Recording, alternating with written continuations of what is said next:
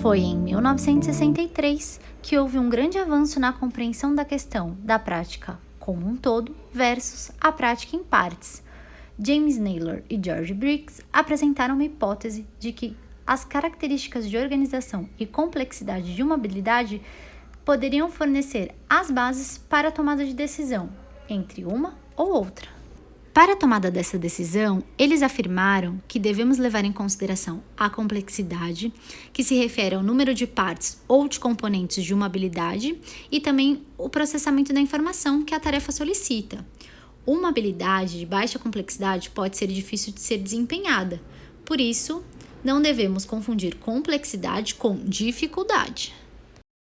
Atualmente, a intervenção profissional em educação física apresenta inúmeras possibilidades, que incluem escolas, clube esportivo, academia, hospital, hotel, indústrias ou até mesmo alunos particulares.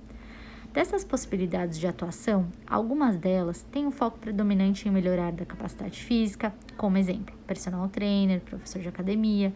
Outros têm o foco de atuação na melhoria de habilidades motoras, como os técnicos esportivos, e outros ainda não têm predomínio no ensino de habilidades, mas estas fazem parte dos seus conteúdos, como os professores de educação física escolar.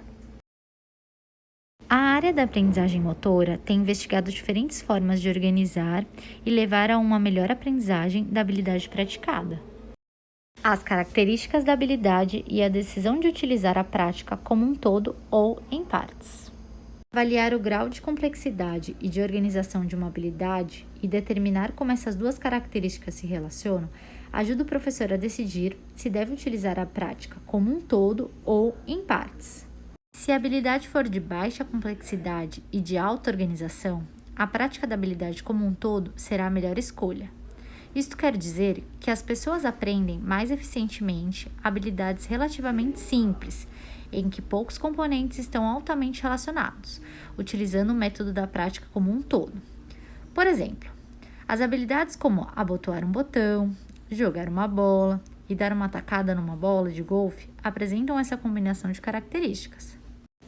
Por outro lado, as pessoas aprendem as habilidades altamente complexas e de baixa organização com mais eficiência utilizando o método de prática em partes, como por exemplo, as habilidades de sacar uma bola no jogo de tênis, alcançar, segurar e beber de uma xícara, trocar as marchas de um carro, contém todas essas características.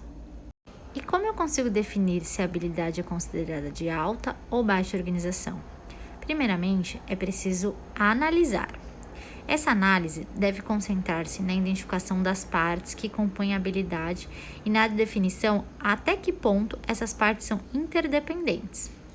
Quando o desempenho de uma parte da habilidade depende do que antecede ou precede essa parte, a habilidade é considerada de alta organização. Então, é preciso decidir que parte da complexidade e organização da habilidade melhor a representa. São mais comuns 3 diferentes métodos de treinamento de tarefas em partes de uma habilidade. Um deles chamado de fracionamento, que consiste em praticar separadamente os componentes de uma habilidade como um todo.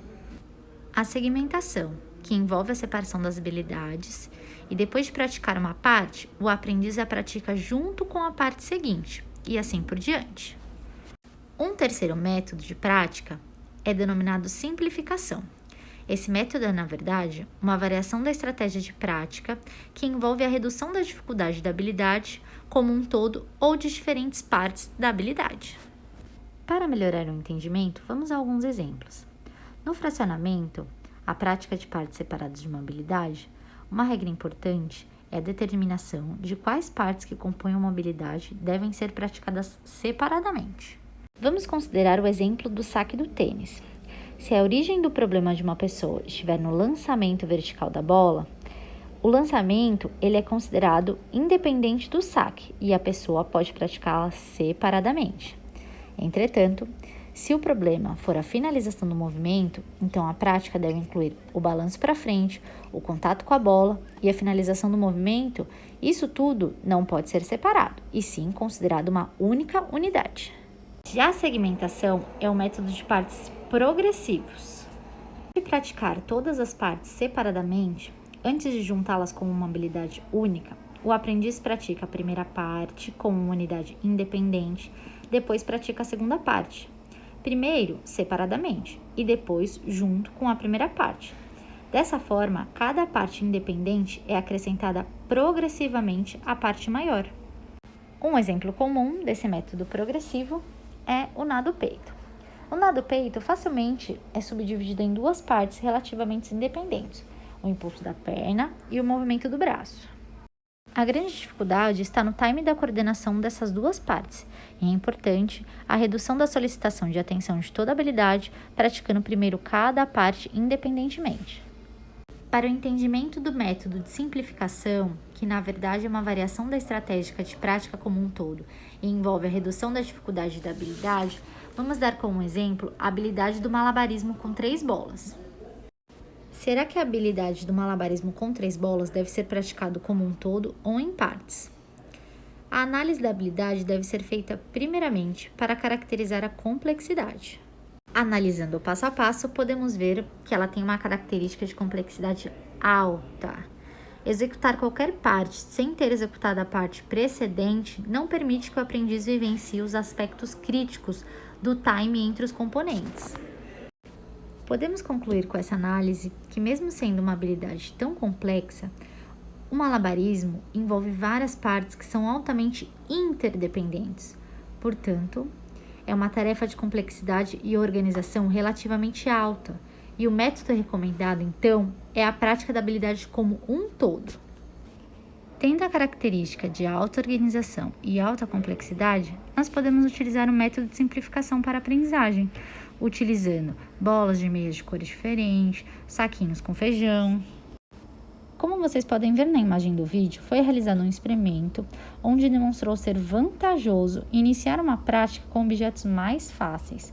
O resultado do teste com 3 bolas de malabarismo mostrou o seguinte: o score do malabarismo com bolas para as pessoas do grupo de prática com saquinho de feijão foi mais de 50% superior aos outros grupos que utilizavam as bolas de malabares. Para finalizarmos, podemos concluir que o método em partes oferece a vantagem de reduzir a solicitação da atenção ao desempenho da habilidade toda, de modo que a pessoa pode concentrar sua atenção em aspectos específicos de uma parte da habilidade. E o método como um todo, por outro lado, tem a vantagem de solicitar uma coordenação espacial e temporal perfeita das partes a serem praticadas juntas. Muito obrigada a todos, espero que vocês tenham gostado e até a próxima!